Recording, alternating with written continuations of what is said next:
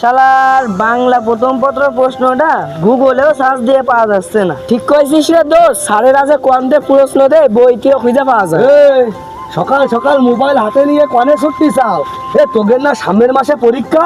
হ্যাঁ, তা মোবাইল হাতে নিয়ে কনে যাচ্ছিস এখন না পড়ে? চাচা এখন অনলাইনের যুগ, চাচা এখন বই মোবাইলই পড়ি। তাই নাকি?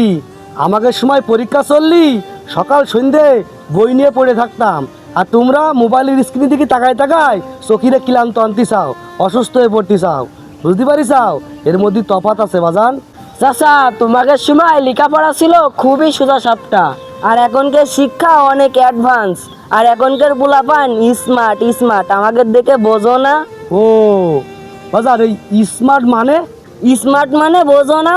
এখনকার ছেলে মেয়েরা ইংরেজি পারে, ফ্যাশন জানে, মোবাইলও চালাতে পারে, আর তোমরা তো এসব কিছুই পারো না। ঠিক বলেছো বাজান, মোবাইল চালাতে হয় কিভাবে আমরা হয়তো জানতাম না, কিন্তু মিথ্যা কখনো বলতাম না।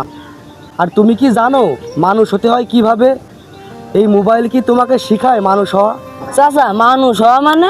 জলযন্ত্র একটা মানুষ দাঁড়ায় রয়েছে, আবার মানুষ হওয়া মানে? বাজান, মানুষ হওয়া মানে ছোটদের ভালোবাসা আর বড়দের সম্মান, আর নিজের ভুল বুঝে সেটা শুধরাই নিয়া, এটাকেই বলে শিক্ষা বাজান। সবই ঠিক আছে চাচা, তবু একটা কথা বলি, এখনকার প্রজন্মই আসল স্মার্ট, তোমরা তো পুরোনো আমলের মানুষ, তোমরা আর কি বুঝবা? বাজান, গলায় চেন আর হাতে ঘড়ি, পায়ে বালা পড়লেই স্মার্ট হওয়া যায় না। স্মার্ট হতে হলে সুশিক্ষায় শিক্ষিত আর আচরণে মানুষ হতে হয় বাজান। বুঝতে পারিস?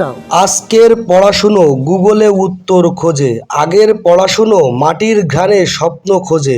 যে বইয়ের পাতায় ঘাম ঝরেছে সেই ঘামেই জন্ম নিয়েছিল প্রকৃত মানুষ। আজ সার্টিফিকেটের নাম আছে অনেকের, কিন্তু জ্ঞানের আলো নিভে গেছে হৃদয়ের ভেতর।